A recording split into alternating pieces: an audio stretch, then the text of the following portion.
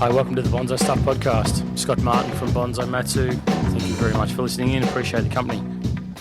This episode of the podcast, we're going to talk about a few different things. It's going to sound like a bit of a tough one because in one hand I'm going to be telling you to do something, and on the other hand I'm going to tell you not to do something. So we're going to talk about the paralysis of indecision versus the health check of your bonsai. And it's weird weather at the moment, isn't it? One part of the country we've got people putting up beautiful shade cloth structures.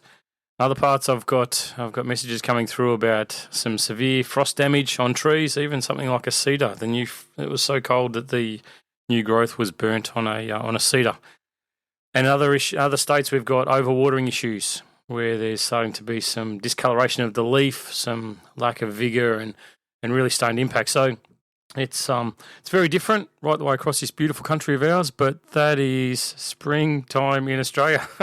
It's what we deal with every year, on and on and on it goes. So it's just a matter of making sure that you're working to your environment, as I talked about previously, making sure that you're not checking the calendar. You're more working to the environment that the trees are kept in. It's just a reminder to me every day I watch the weather forecast or I get messages come through. It just reminds me that we just need to be extremely vigilant and make sure that we're always doing the right thing by our trees.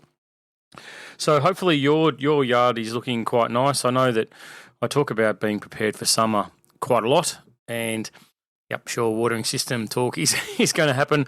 Been installing a few of them lately, one monstrous one, but it's definitely time now to make sure that you're spot on with what you want to protect and what your plans are for summer. It's a nice time around the year to have a break, to get to the beach, to see family, to get away, to unplug for a little while. It is beautiful. But it also means that something needs to be in place to ensure that your bonsai don't take second place, because it's when the most damage is done. And as I said, watering can just be a nightmare at times. You know, I got caught out this week. Wisteria that I thought a few days it was fine, no problems. You know, didn't need to water because we've had some rain in Melbourne. It's been wet. It's also been windy, which you know how much I love the wind. And went out, had a look, and all of a sudden I've got dry leaves on a few branches on this wisteria. It's like, how does that happen? I pride myself on checking the yard multiple times a day. It still slips through. So please don't feel bad if you've been caught out. It's just, like I said earlier, it's just that time of the year where we seem to cop it. But anyway, let's get into this episode of the podcast where we're going to talk about the fear of doing something. It often leads to the complete opposite, where you do absolutely nothing, and there's a massive downside to that. So let's have a chat about that.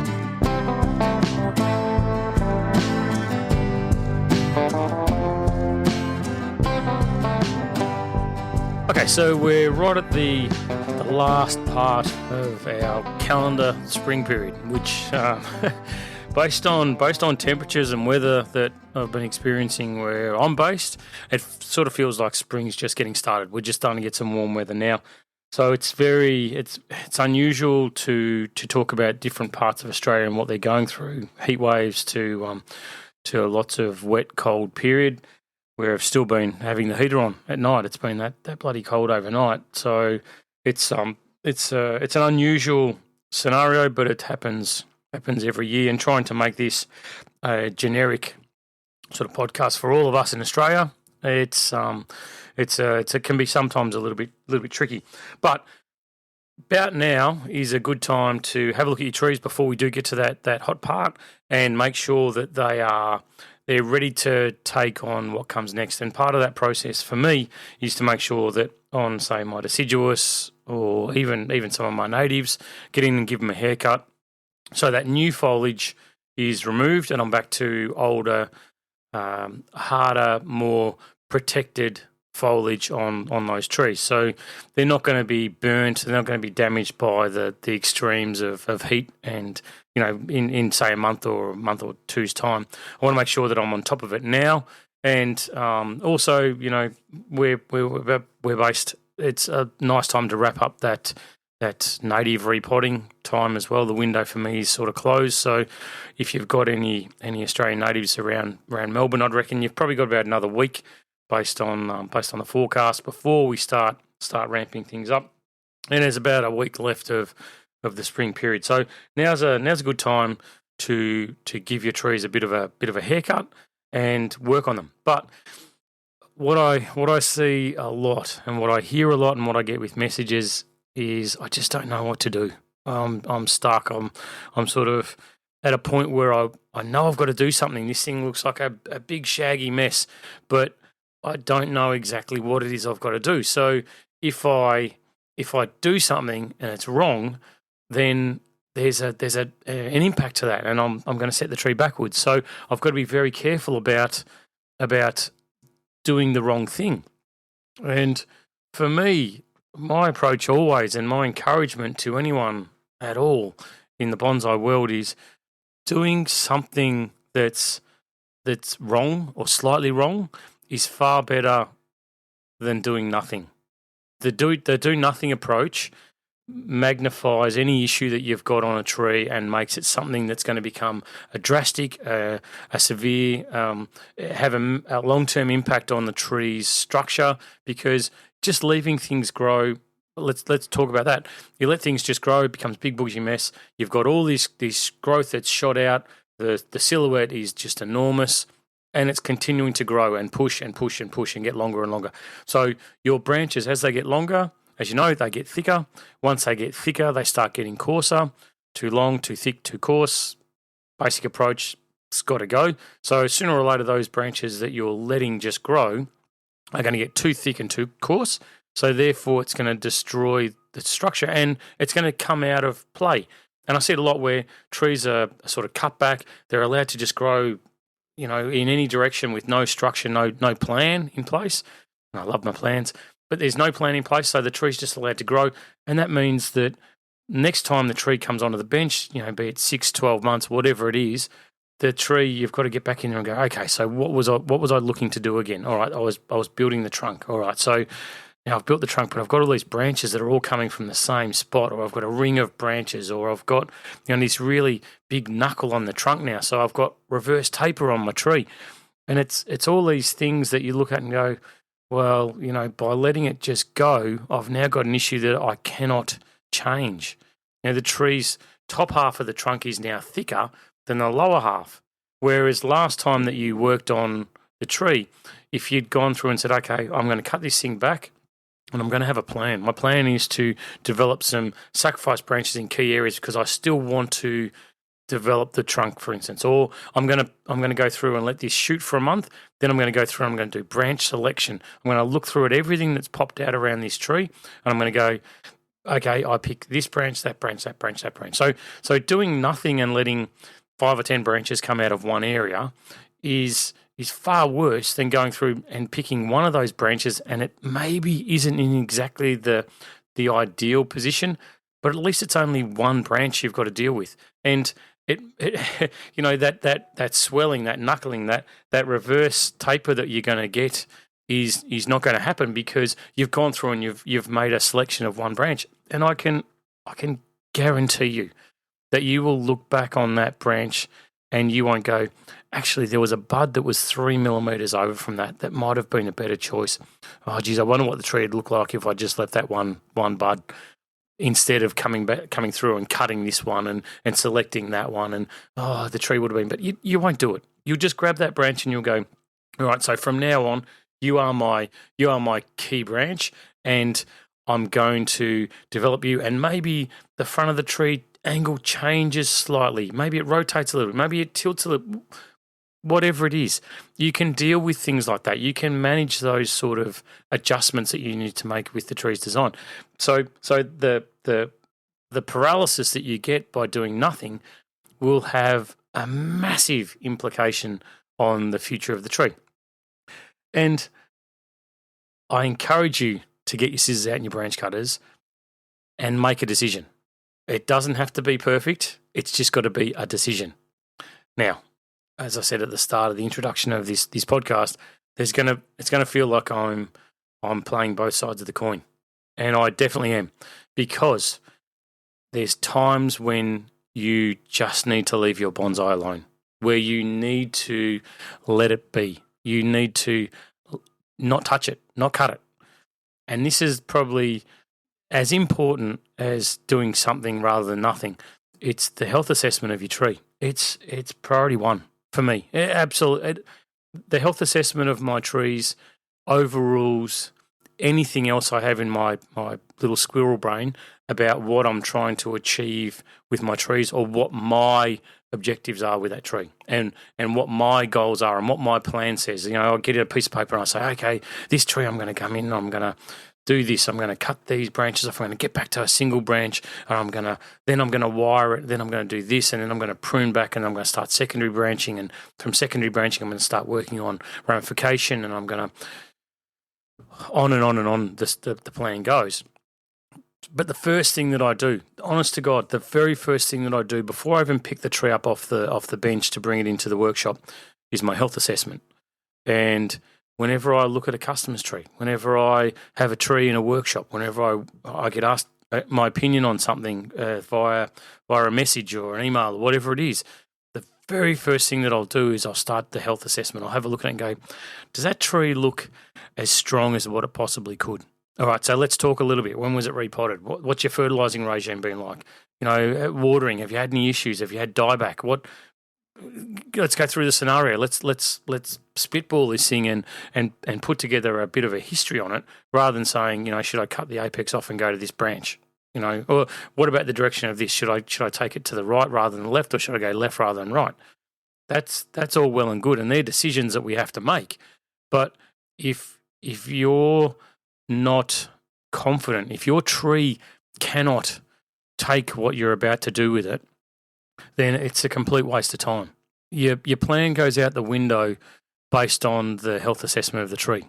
It may be that you need to change the plan, like hit a pause on it for whatever reason and go, okay, well, rather than pruning, my approach to this is going to be, I need to look at the roots. I need to look at what's happening below. Is it too dense? Has it missed repotting? Is it a newly acquired tree that you've got in the collection? How do I get it from right now up until I can actually work on this thing? Is it a 3-month task? Is it a 6-month? Is it a 12-month? Like what do you have to do to get this tree to fighting weight to make sure that it's going to excel? Its growth rate's going to accelerate, and the tree's going to excel based on what you do to it, as opposed to suddenly being set back and go, well, you know what you've just done to me, that pruning, I'm now going to let some branches die. You might not see it for 6 months. Like it'll be autumn before you start seeing branch die back on this tree, but it's going to happen. Or you know what, I'm going to get so weak that pests are going to become a real major issue for this tree and how it develops. Or you know what, those fungal issues that have been hanging around that I've been fighting off myself, I can't do it anymore. Like I just don't have enough in the tank. And these are things that are very real. And I'll often see lots of photos, or I'll get asked my opinion. Hey, what's wrong with this tree? All right, well, the initial thing is right now you've got this problem, XYZ, whatever it is. Okay, so how do I treat that? All right, so you treat that problem with whatever approach it is that you use, sprays, natural remedies, whatever it is. But then you've got to look at it and go backwards and say, okay, so why did that happen? What was the cause of that becoming an issue? Why did I get an infestation? Why did I get a fungal issue on this tree? I've never had one before. Why did I get dieback on these branches? So you start working your way backwards and going, okay, well, it's the health assessment of the tree that I probably should have done a little bit earlier before I did whatever job it was that weakened the tree, that now I'm seeing the impact of it 6 months down the track. And these are the really hard things to put your finger on and get your head around, because it can be something that happened such a long time ago that you're dealing with something 6 months, 12 months later that you can't even remember. You can't work out what the problem was. And for me, my common approach is always to look at the root system of the tree and go, okay, so it's always about repotting for me. Was it done properly? When was it done? And what's been your approach since then? I have a tree coming in to the workshop recently, and it's sick. It's look like it's sort of coming on the way back, but it's treading water. Like it's in that position where it's not excelling, and it's sort of stabilising, but it's not doing fantastic. And it was okay. Was it repotted? Yes, it was. Okay, all right. So when was it repotted? A couple of weeks ago. All right. Well, that's well out of the zone timing that I would repot that type of tree, because the tree woke up from dormancy, had its growth period. Then you've come in and you've cut off all the new roots to repot it, and you put it back into the pot, tied in beautifully, nice soil, nice. All the rest of the approach was right, but the timing was out. So therefore, you've got a tree that was struggling, that's now had all its new root system cut off, and it's struggling a little bit more. So there's a downside to it. All right, so let's ask some more questions. Fertilising. Has it been fertilised this year? This growing season, in spring? No, it hasn't. Okay, so what have you been doing? I've been giving it sea salt. All right, well, sea salt contains no nitrogen. It's a health of the tree, but it's not going to provide anything to the tree for growth. No. Okay. Well, how often did you sea salt it? I've given it once during the spring period. So you've got a tree which was struggling, which then had some pretty severe work done on it outside of the correct season. Hadn't been boosted up, hadn't been fed, hadn't been maintained. But it was okay. Well, how do I fix this problem? It's okay. The problem, you've created the problem. By doing these things to the tree, by getting involved with the tree at the wrong period of time, you've really put it under a lot of stress. And what you're seeing now is the impact of that stress. So what you have to do now is you have to manage that tree and the environment that it's in, so you can minimise that stress. And considering that we're heading towards the most stressful time of the year, the summer period, you've really got some work ahead of you. You've got a tree that you've got to try and build up and put into an artificial spring for a long period of time, where you're sheltering it from extremes of heat, wind, and we've got cold weather, we've got hot weather. It flicks in Melbourne so fast that you've got so much to try and manage that it's not an easy task for you or for the tree now, because sort of you've let things or done things wrong. And that's where I thought about this part of the podcast, was to talk about it, saying, yes, do something, be on the front foot, make a decision, it doesn't have to be 100% correct. A slightly wrong decision is better than no decision. But always keep in mind that number one priority, absolute number one, is the tree's health. And if you can get the trees, if you can tick that box and say, yes, this tree is vibrant, it is strong, it is healthy, it's looking fantastic, the leaf colour, the needle colour, that is vibrant. There's a lot happening with this tree. Is the growth around the tree? Look at it all around the whole tree. How's it look? Is it just strong in one area at the apex, and then down low it's got next to nothing? If you look across the whole tree, has it just pushed out a little bit of growth and that's it, it's stopped? Or has it pushed growth everywhere around the tree, and it's sort of, you can see where it's jumping out of its skin at all different points around the tree? You look at it. Does it look like it's doing well? Is the leaf, is there veining on the leaf? Has it got discoloration?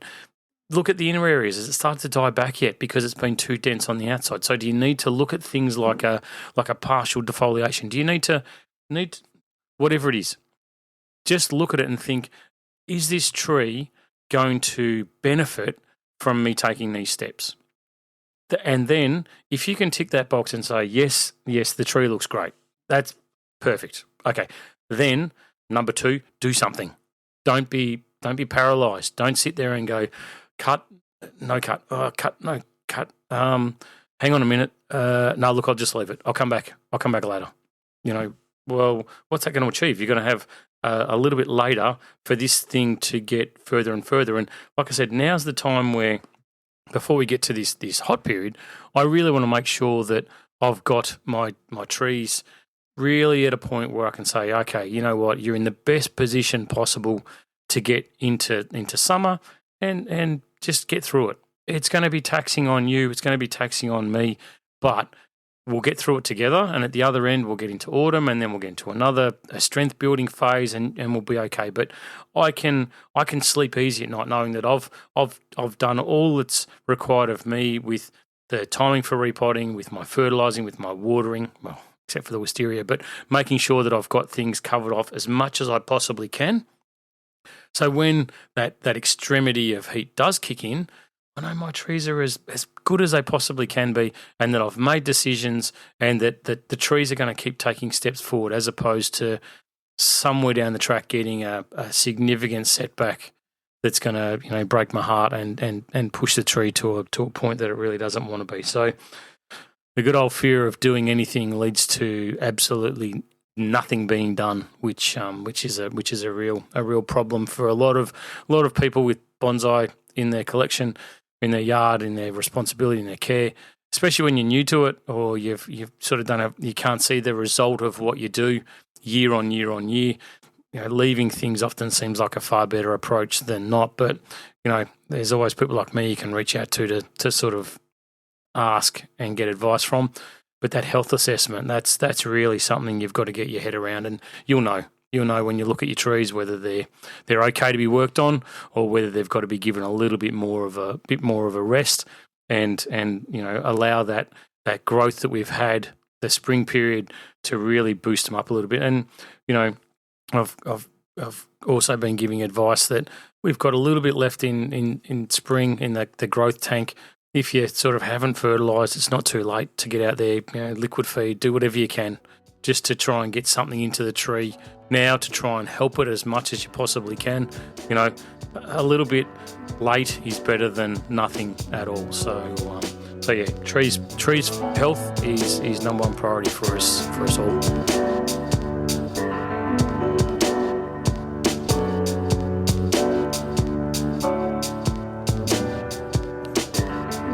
Okay, so now this was the next part of the podcast.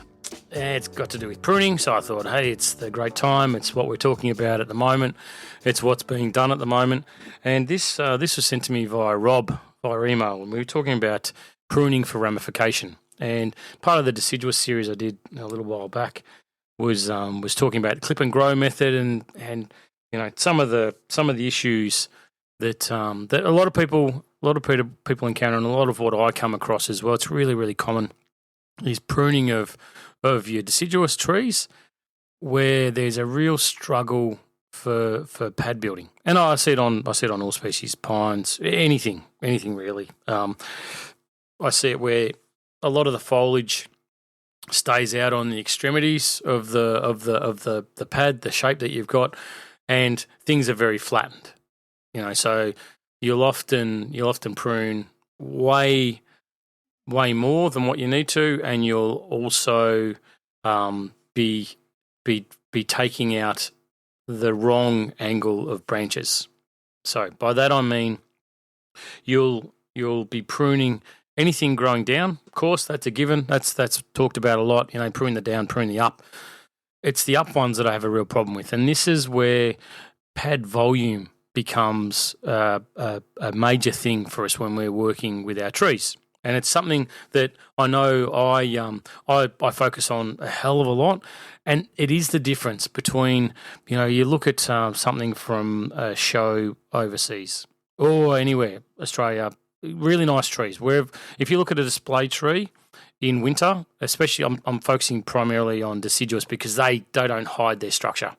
Other trees, your natives, your conifers, they use their foliage, or foliage can be used to hide the structure.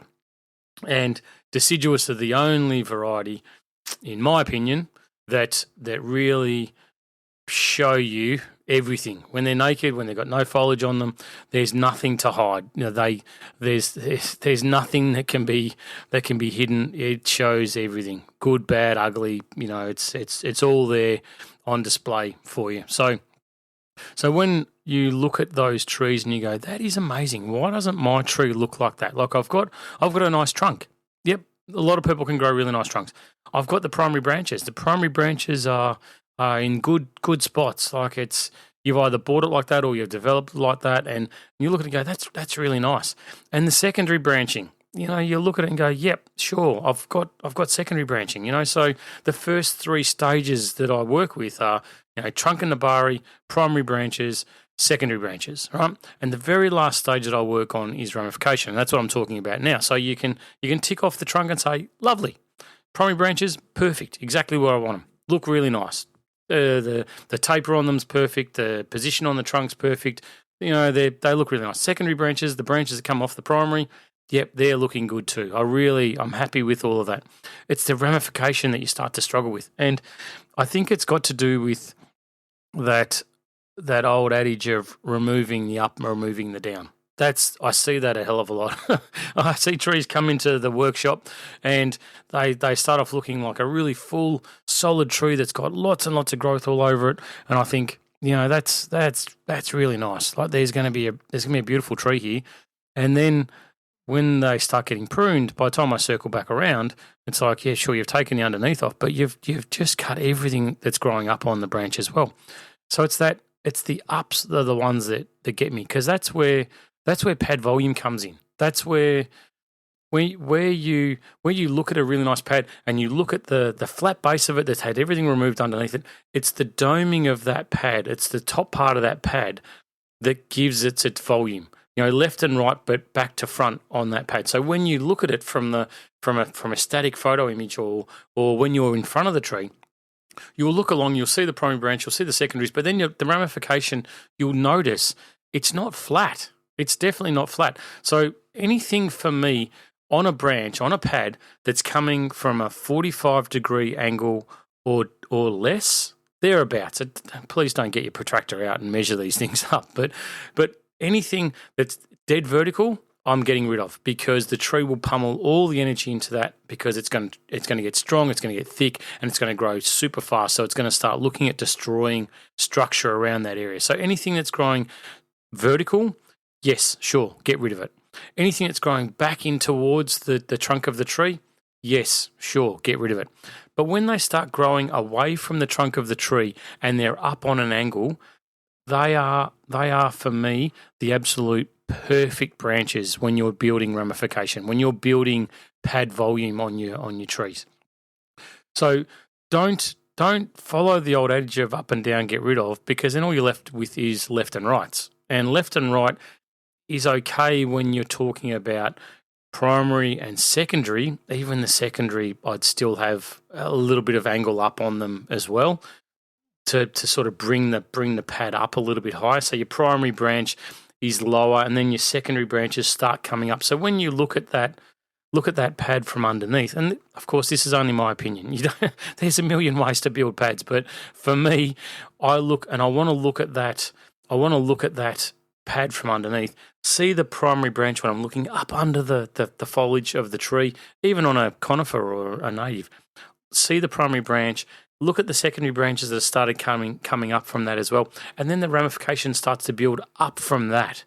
So your ramification isn't constantly building left and right and creating a big saucer, a big plate. It's starting to build up and above. And that's normally when you start building a tree structure, whatever it is, you're 1 to 2, one branch divides into 2. When you start working with that structure, it feels very flat. And it will be very flat. So primary branch, secondary branches, there might be a little bit of up and down with it, but pretty much it's starting to spread and give you your top-down shape of the pad that you're looking for. But the next step, the most critical step, and this is where trees start to really excel, is to build pad volume. It's the up volume on the pad, not just the left and right, not just looking down from the top of the tree going, okay, yes, I've got my nice pad shape that I want, whatever it is, a semicircle or whatever shape it is that you're going for on that pad. Then when you look at it from the side, you're looking at that pad and it's coming straight at you. That's when you want to start seeing the pad building from the front up to the middle and down towards the back, but also from the middle of the pad down to the right side and down to the left side. And that's where those branches come into play, the up branches, the up angle branches, the volume branches that we get for our pads. So you may think they've got to get quite long in that center section. They don't. Step one is to keep the branches that are growing up on a 45, prune them back to the second, if it's an alternate leaf pattern, second or third leaf. If it's a pairing leaf like a maple, then cut back to the first pair, of course. Or if it's a pine, just keep the single bud up into that area. Then when you decandle, when you cut back, when it grows again next, then those buds that you've kept, they'll be going up and growing on a 45-degree angle as well. So they'll continue to build the volume on those pads.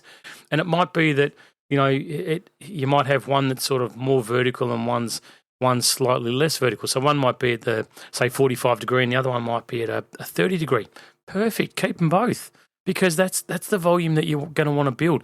If you look at a pad that's been cut in half on the side, as you look along that branch, you'll see the lowest point will be the primary branch.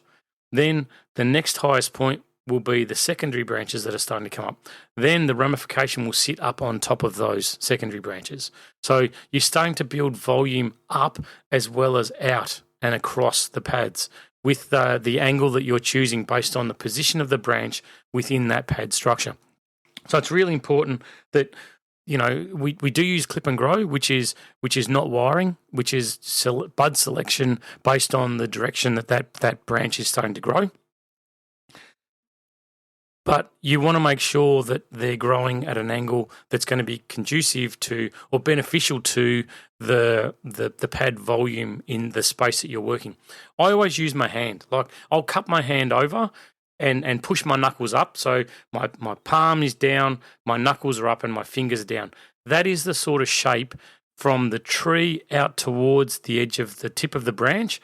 That's the shape of the pad that I work towards. So any branches that are growing in that angle across the branch, across that primary or across the secondaries, then I will definitely keep those, because I know that as the tree develops year on year on year, first year it might be just a little bit of volume off the pad. The second year, it's a bit more. And the third year, it's a lot more than that. And I'm really mindful of that bud conveyor, that eventually those branches, that 1 to 2, that division, that not only the length of the pad's going to start getting too long, but the branches that are in closer that are giving me my volume, they're going to start getting too tall. So I need to make sure that every time I'm pruning and working, it's going to get longer and elongate and push out a bit further with the 1 to 2, and the structure's going to start building. But I've got to always have that budding on the interior section of each one of those little ramification branches that I've got. So when it does get too long, I can cut it back and continue the pad shape that I want. I don't want my, not only the pads to get too far away from the tree, but I don't want them getting too thick and too tall as well. I want to keep them within the realms of the design or the pad shape that I've chosen for that tree. Deciduous trees, being mindful that they're very different to our natives and to the conifers. They only take about 1,000 years to build nice ramifications. So don't be hard on yourself. Of all my trees in my collection, every year I look at the deciduous and I think that ramification could be better. It can improve, and I love them. I really do. I think that they're a real challenge, and their growth pattern is lovely. Their structuring's fantastic, and you see a good one and think that's great, but it's the never-ending journey. Don't ever expect it to be finished, and if you do, give it one more year, because where it's at now, if you think that's as good as it's going to get, in one more year it's going to be better, and then the year after it'll get better again, because it's that division, that 1 to 2. So you've got 1,000 tiny fine branches on the tree this year, give or take. You've got 2,000 next year. And the year after it's 4,000. So it just never seems to finish rolling. But most common mistake with building ramification on your trees is to flatten things out constantly. If you've got branches, your secondary branches at the moment, you've got them wide out to be left and right, left and right, left and right, and it's sort of like becoming a big fan. Look for some of those ones that are a little bit closer back into the trunk and see if you can wire them up and over to sit over another branch. All right, so you start to build the pad volume by bringing in a branch that maybe you'd pushed out to one side of the pad, wire that back in and try and bring that back in, and then start pruning it so you're keeping some of those upper, the 45s and forward on the smaller branches that start to develop, and you'll be amazed that it'll start to take shape, and your trees will start going to the next level. Same as with your natives, I find that they're often pruned to be a flat saucer. Keep the up and outs. Up and outs are my favourite branches, because they're the ones that give you that full silhouette. That really nice, especially around the apex. It's talk about building apexes as being complex. It's not. Apex is normally the strongest part of the tree, and it should grow the most. So you will find that it's going to be pushing buds and pushing branches. It's the selection of which ones you keep. So, they don't always have to go left and right. They don't always have to flatten out. They can sort of be up and out. And as you get closer towards the peak of the apex, those vertical branches are going to become integral to the volume of the apex of the tree. So that simplistic olden rule of get rid of the ups, get rid of the downs doesn't always apply. Not when you're building really good structure. The 45s and out far more applicable to building really good ramified structure than the flat left and right, so lateral growth on the branches. So hopefully that's helpful. And Rob, thanks very much for shooting out, mate. If anyone else has got any questions, I'm always here. Let me know.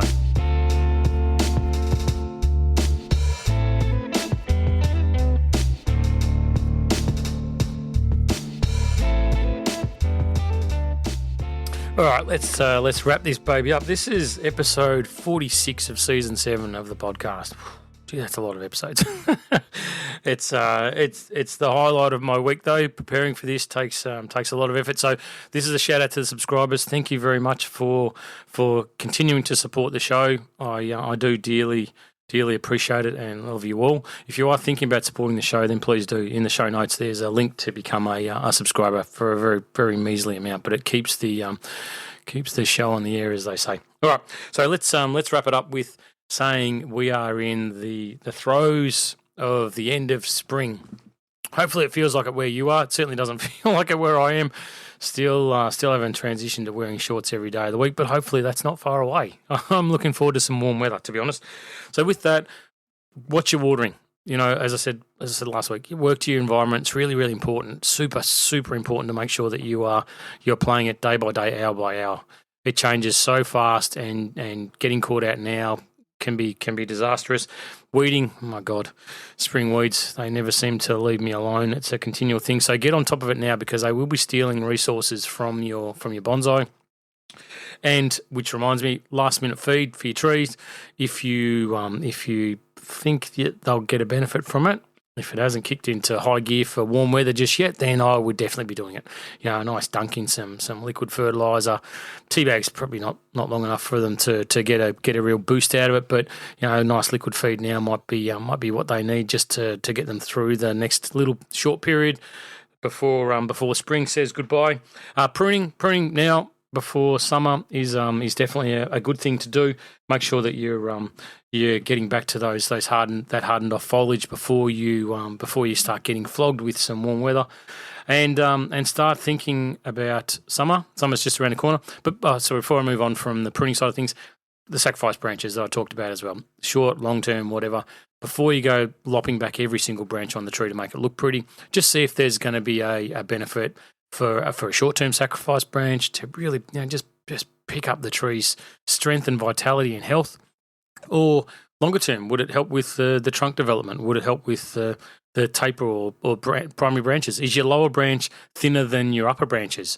If that's the case, then option one is you can look at some removal up the top of the tree, but it might be that you can just look at sacrifice branching from the lower branch to allow that to thicken to become more significant than those upper branches. So that's just the thing before you do it. But that health assessment first, please. Health assessment is priority one before you start cutting anything off. But yes, like I was saying, summer is just around the corner, so it's definitely going to become a focus for where things are at. If you haven't got a watering system, it might be time to start seriously knuckling down and thinking about what's going to happen on those days when you're not there, when it's you're at work or holidays or whatever you got planned coming up, even Christmas lunch with the family. Is it going to be a hot day? Is it going to be cold? What are your plans going to be for when you can't be there to make sure your trees get what they need? It's nice to think about it now so you're not caught by surprise and make rash decisions somewhere in the future. Anyway, thanks for listening in. I love you all as always, and I do appreciate the support that I get. Reach out if I can help you with anything, and let's see you next week with another episode of the Bonsai Love podcast. Scott Martin, thanks for listening in, and as always, happy bonsai.